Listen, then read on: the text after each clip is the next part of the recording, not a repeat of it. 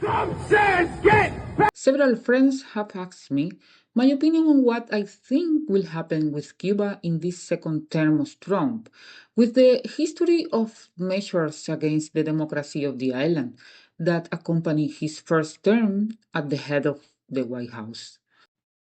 Well, today we will talk a little about how the policy towards Cuba could be focused taking into account a controversial figure at the head of US diplomacy, Marco Rubio, a son of Cubans who emigrated from the island in 1956 with no experience of life in Cuba.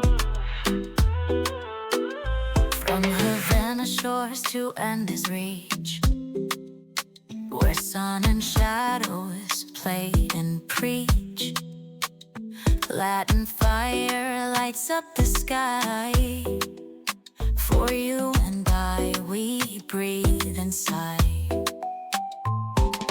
Hemispheric headlines true. Keep your hands off countries that are trying to keep the food of Israel off their necks. Las acciones de Marco Rubio están matando a niños en Nicaragua, Cuba y Venezuela.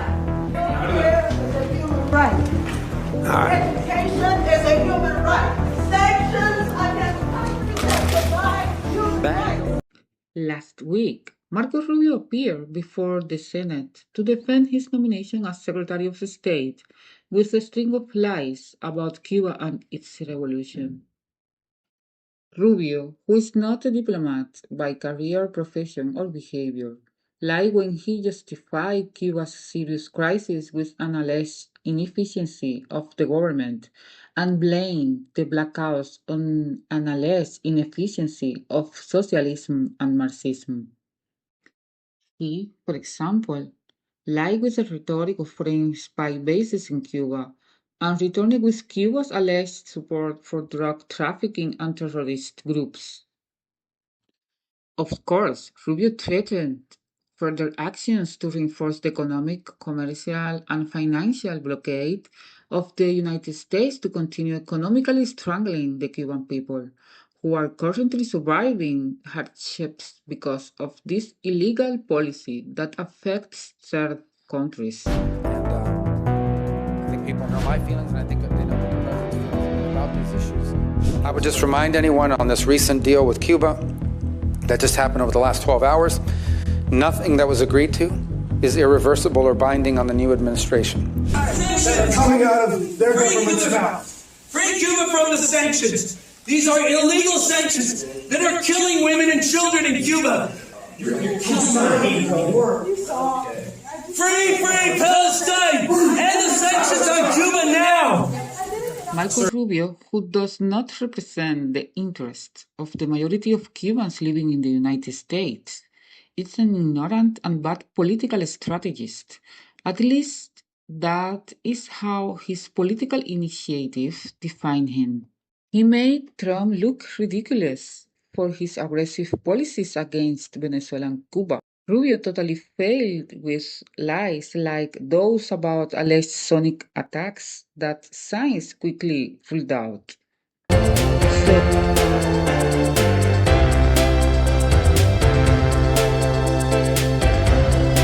So, what will Marco Rubio do?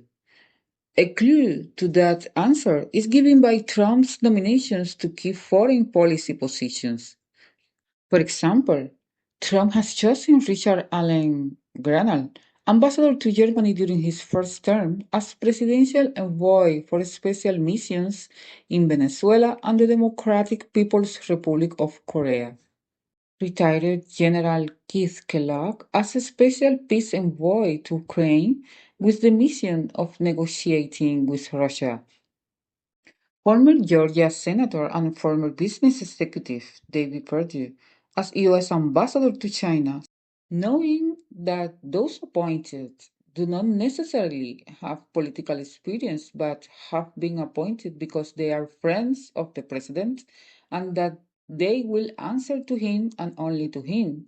I wonder what Marcos Rubio will do if he will not have any influence in Ukraine, Russia, the Middle East, China, Korea, Venezuela, among other There are four options. First, feel very angry when he realized that Trump elevated him to get him out of the game. Second, getting bored when he has nothing to do because the most important foreign policy decisions will be made in the White House.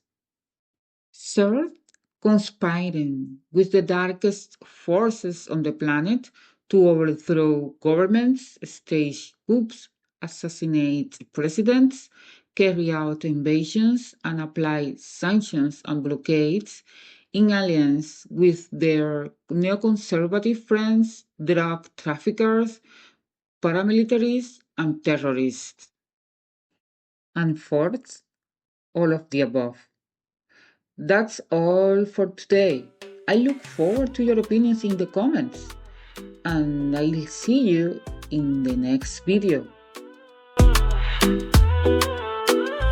From Havana shores to Andes reach, where sun and shadows play and preach, Latin fire lights up the sky.